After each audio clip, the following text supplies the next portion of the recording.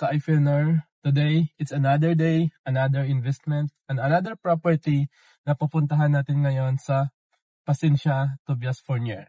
So this property has already have a buyer na bibili ng doon sa property. So tingnan natin kasi I know that this property may sira-sira at merong maanay.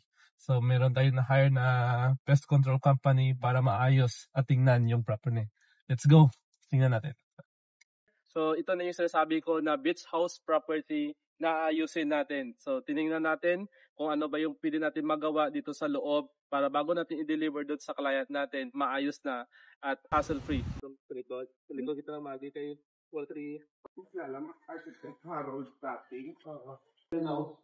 Ang diyan ka po siya, result yun naman bago magsulat. Ito kung kita ang anay.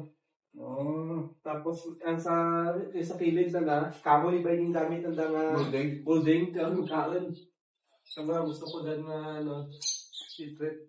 Lidya, magani ka to kare, ginutas man ka na. Then? Ang Lidya, kawayan na. Dali. Pag yan ang tubig natin. Ano may muna na dyan man? Ano lang yun? Araw? Halo na yung may nilong na doon? Plywood, ano? Yan ang nasa medyo na dyan. Araw may nagyan. Hindi kung dito na yung okay lang man ninyo. Pero kung ikrit lang naman, ano lang, mga drill lang kami. Pero mapatay ka naman. Sa sulot, matani. Pero hindi na makita. So muna, isa sila sa mga brown na batangan na powder. Pero mo talaga. So dyan ako sa lalakay ito sa ano? Mga galaktas na sa ibang lugar.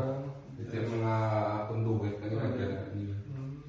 Lidya ka dyan, may anay, ragid man, ang mga kamalig niya ra. Halupa,